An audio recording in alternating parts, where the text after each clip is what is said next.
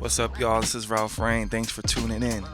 If you're familiar with me, welcome to the learning side of Ralph Rain and what I do in my creative space, my creation station, if you will. So first things first, what I want to do in today's video is give everyone a tour of my studio, my space, how I use my space, and then that'll lay the foundation into how I do what I do. And then the other side of my videos would be the why, the philosophy of why I do what I do, which is it's very important to me. To me, it's very important as an independent artist, musician, hip-hop artist, creative person in general. If you're doing any kind of creative stuff, I recommend this kind of mentality, and that's trading up from a paperclip. Most of the stuff I have here, I've crowdsourced for, or I've done some kind of internship or a trade or something like that, and been able to, manifest one way or another the studio, this powerful creative space and studio, and the camera that you're viewing this video through, the optics of. So yeah, I'm just gonna give y'all a quick tour. Without further ado, I'll show you all the different things in my studio, the hardware, and then we'll take a tour on the inside and see the software, see what I use, my favorite plugins, my DAW, which for those who are getting into music production or you're here to learn just about creative stuff in general, that's a digital audio workstation. That's the umbrella or general term for anything you use in a computer to work on music in a digital fashion within a computer usually. So that's Pro Tools, that can be Cubase, that can be Reason, that can be Logic, Ableton, Machine, all types of DAWs, Fruity Loops, of course. It's a banger right there, Fruity Loops. Shout out to the people you still using Fruity Loops. But yeah, so if this is something that sounds interesting to you and something you want to stick around for, make sure you like this video, make sure you subscribe, hit that little bell, turn on the notifications, and I'll have more videos that go into depth about each and every piece of hardware I have here, giving reviews on them, why I like them for what I do, which is making hip-hop. I produce hip-hop, I rap and sing, so I do everything from, like I said, production to then laying down vocals and recording other instruments and stuff like that. So I'll break down why I have the interface that I have, the microphone that I have, etc. So yeah, thanks for tuning in, y'all. My name is Ralph Rain. I'm a hip-hop artist. If you like the beat you're listening to now, I made this. I have a whole bunch of music online, other places. There's a link below to that. Check out the link tree below. You can tune in, catch up, get connected, however you want to say it, yo. Shout out to y'all for being creative and staying creative. Despite all the craziness going on in the world, I feel like the energy definitely has to go somewhere, so let's just make it go up, y'all. So yeah, without further ado, ×2, I will take you on a tour through my studio.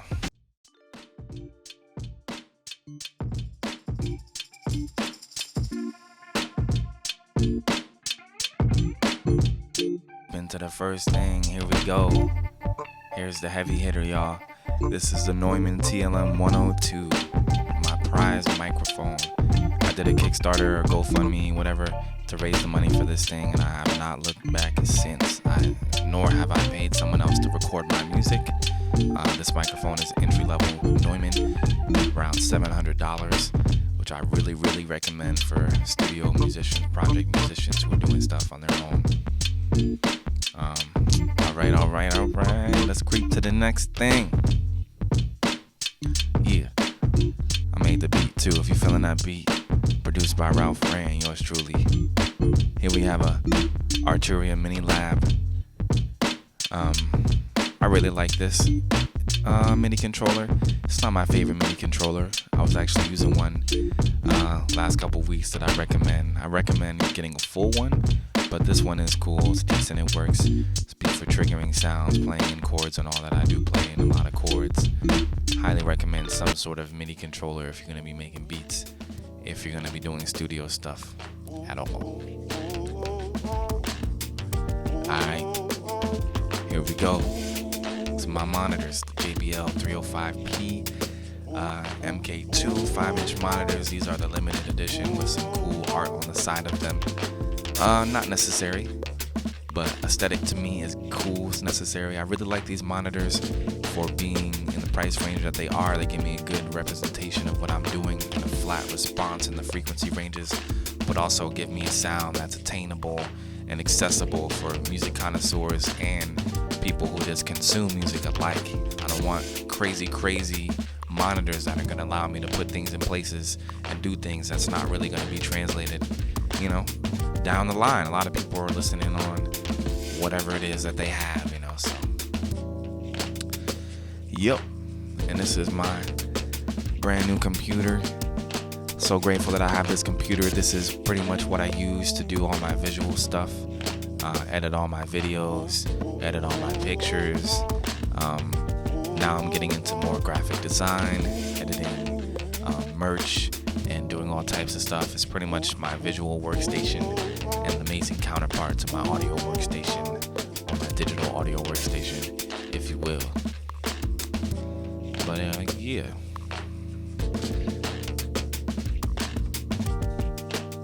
Let's go to the next thing. So yeah, this is my wonderful interface, my Apollo Twin X.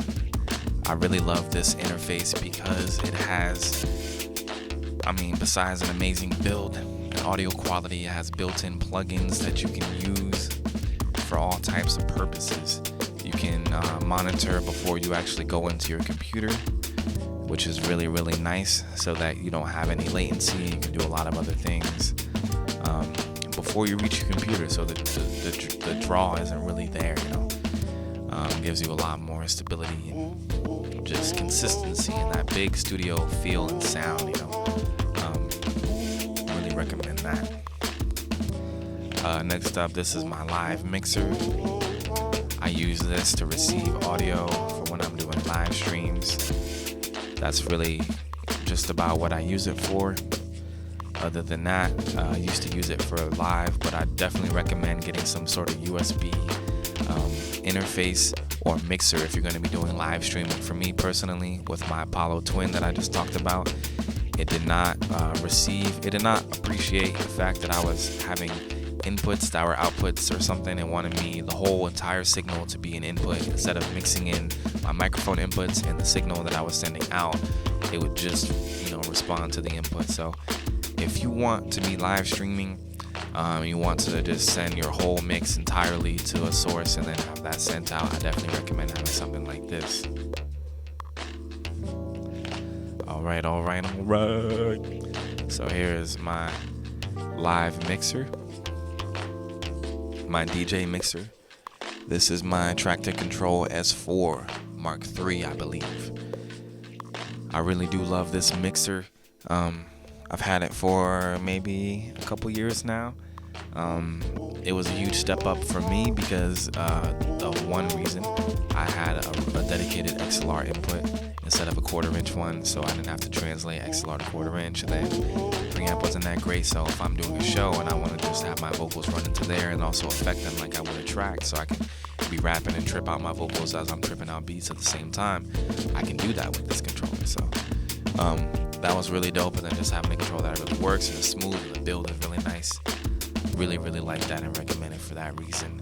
And then of course, this is the computer that I use, my MacBook Pro. That's, I think, a 2015 13-inch, I want to say, maybe 15-inch. Nothing too special about it, pretty standard MacBook Pro, but I definitely recommend this kind of computer if you're going to be doing stuff in Ableton, and also using Adobe and Apollo. Universal Audio seems to work a little bit better with Mac things. It's another aesthetic thing though. I'm an experienced kind of person. I like the experience of Mac interface and just using it in general. So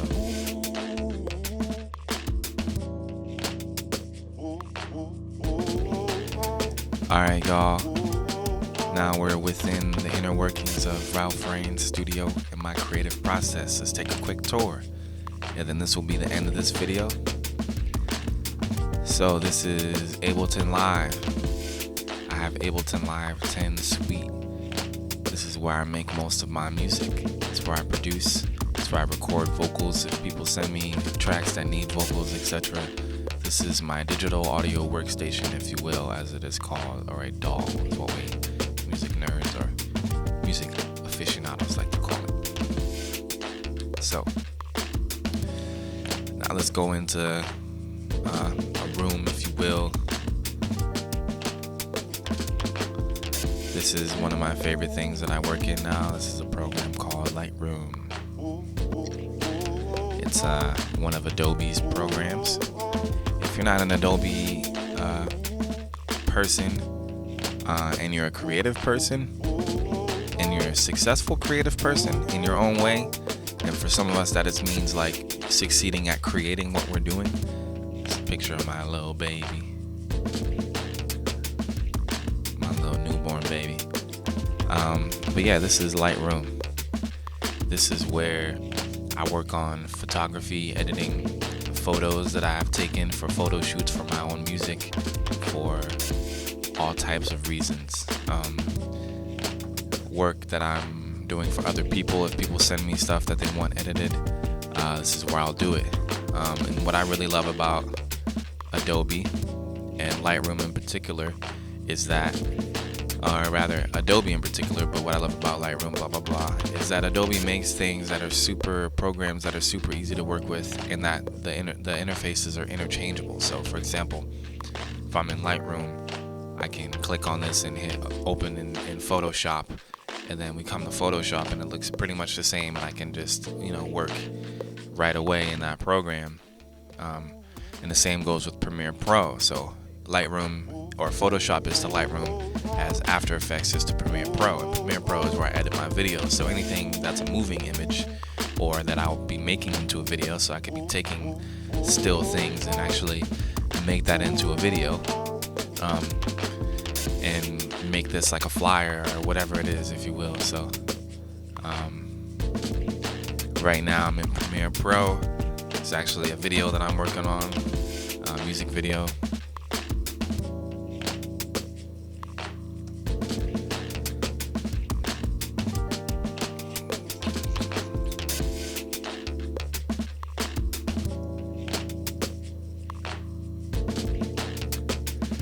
Music video that I'm working on, and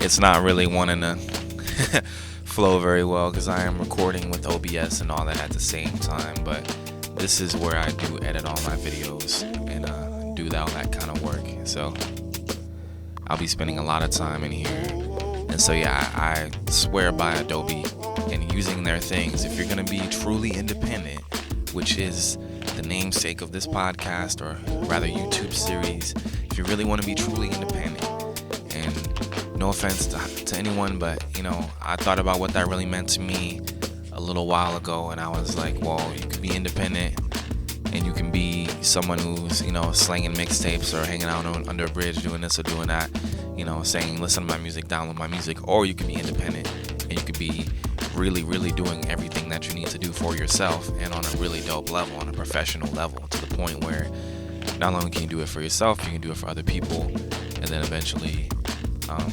spend all your time doing that. That's how you make your money, that's how you spend your time. What else do you want to do besides like being creative, regardless if that's